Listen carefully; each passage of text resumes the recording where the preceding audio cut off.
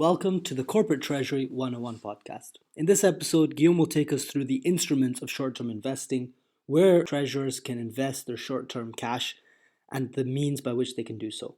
We hope you enjoy the episode.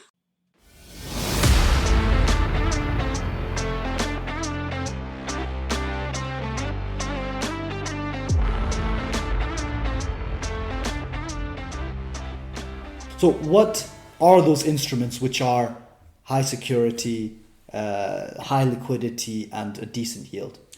So we're going to come to it in a second, but first I'd like to mention how do we invest in those short-term investment instruments. So cash managers usually do so via what we call money markets, where we find banks, other financial institutions, money managers, obviously, brokers, dealers, and of course, corporates. So you can find there investment instruments known to be available in large quantity, so liquid, and short-term.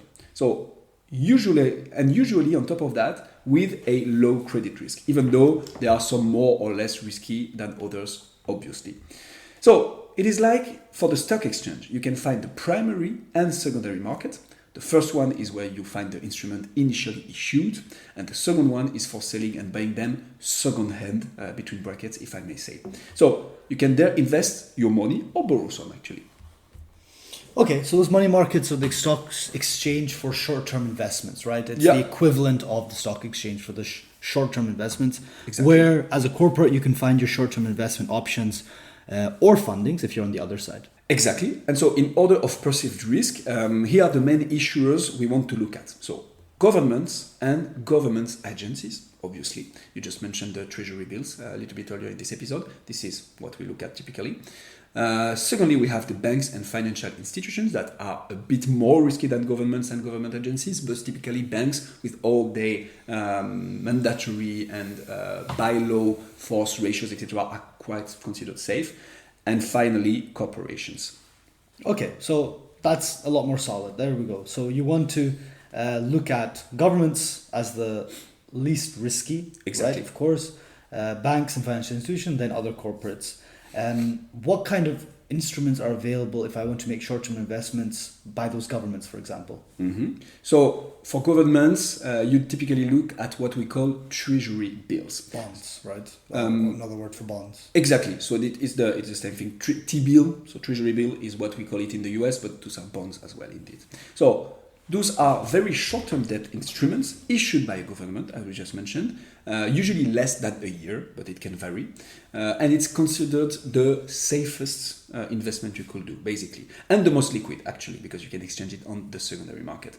So obviously, the lowest interest rates, but when it comes to governments, they are very unlikely to fall, right, and not to repay their debt. I think in the last 50 years, there has been 20 governments that weren't able to comply with their debt, but actually they were already very low-rated governments. So this is what we consider the safest. So that's the government taking a loan from the individuals or the corporates. Exactly. Right? That's how the government issues those. From the markets, yeah. From the markets, exactly. But you mentioned something interesting there, which is they're very liquid, not necessarily because you can get the loan back from the government quicker, but because they're such safe investments, other corporates or other parties in the market are willing to buy those bonds from you. Exactly. So you don't necessarily need to even go back to the government for your money. Mm-hmm. You can just sell the loan or the bond or the treasury bill to another second party, who will buy it off you because they know it's safe. Exactly. And one other interesting point to mention here, especially in that inflation context,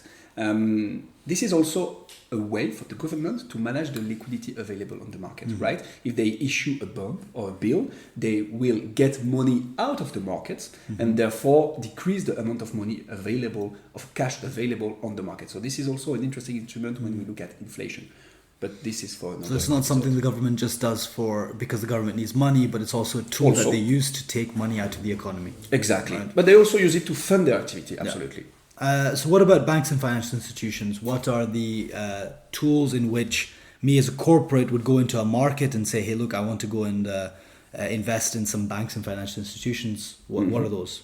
So there are quite some here. So let's tackle them one by one, obviously. The first one I'd like to mention is the overnight investment fund. So this is usually offered by the banks, and it's an automatic overnight investment vehicle. So what we are looking at here basically is the money is taken out of your bank account at the end of the day and put back the morning after. As simple as that. Again, it's rather safe because the money is invested for a very short period of time and seamless in terms of liquidity, right? You go to sleep and the morning after, your money is still here. So rates on this are usually low and the risk is rather low as well. Second instrument we look at are bank deposits, or also called time deposits. So those are fixed term investments, 1 to 6 months.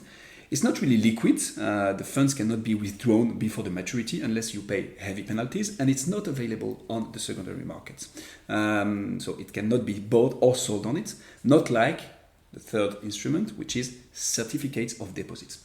It's basically the same tool as we just mentioned. It's like a bank deposit, but negotiable. So it's exchangeable on the secondary markets. It's also from a period of 1 to 6 months, but you can exchange them. And it requires a bit more paperwork, which is why there is a difference. The fourth one is a banker's acceptance. So this is a short-term note issued by commercial banks that arise from specific trade transactions. We're not going to enter into the details of this, but most have a maturity of 6 months and are embedded to a specific trade transaction. Last but not least, I'd like to mention the repurchase agreement. So this is a short-term, often overnight actually, investment. And the mechanism is the investor, so the lender, buys certain securities from the borrower, usually very safe ones, such as government securities. And the borrower might be, let's say, a bank, which needs very short-term money. The borrower promises to repurchase the securities at a specified price and date, with obviously a price difference, making it profitable for the lender. Those are the 5 instruments I wanted to talk about. So just a quick recap: overnight investment funds, bank deposits, certificates of deposits, banker's acceptance, and repurchase agreements. One thing that seems to come up a lot, which I find quite interesting here, Guillaume, is like the liquidity of these investments isn't just linked to the payment term on the actual investment, but also how readily resellable that is to others on the market. Absolutely. Right? Whereas some people would have thought, okay, 6-month fixed period investment isn't very liquid at all, but if you can sell that tomorrow to someone else that's willing to take that 6-month yield, absolutely, then that makes it very liquid. Yeah, absolutely. That's very on point. Very clear. So what about corporates? We went through the safest, which was the governments, then the second, which was the banks and financial institutions. You said the corporates was the most risky, but in line with our original principle of high risk, high reward, I assume they also make the most money out of them. Absolutely. So compared to the 2 previous categories we just mentioned, they are indeed the most interesting when we look at high rewards between brackets again. And here there is only one tool to mention because it's the most commonly used and the most issued by corporates, which is the commercial paper. This is a short-term, unsecured promissory note. Let's break down that a bit. So unsecured means there is no collateral to secure the investment. We mentioned this when we talked about overdraft, for instance, like the amount of money you're able to go below zero on your bank account. An unsecured one is that the bank doesn't take any guarantee on this. So no collateral to secure the investment. It works the same way for a commercial paper. Promissory note means basically the borrower promises to pay the other party a certain amount of money at a certain time, and the promissory note is that.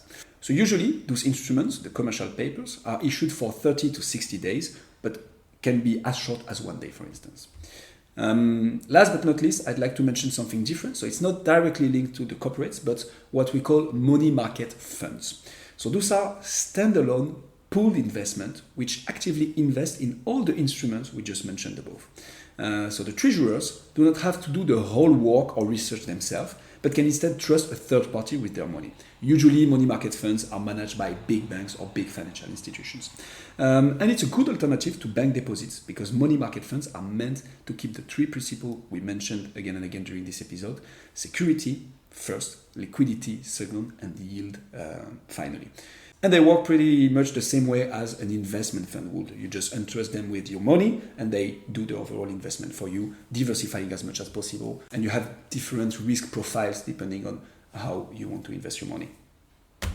That is it, Usam. That was quite a piece for the instruments of short-term investment.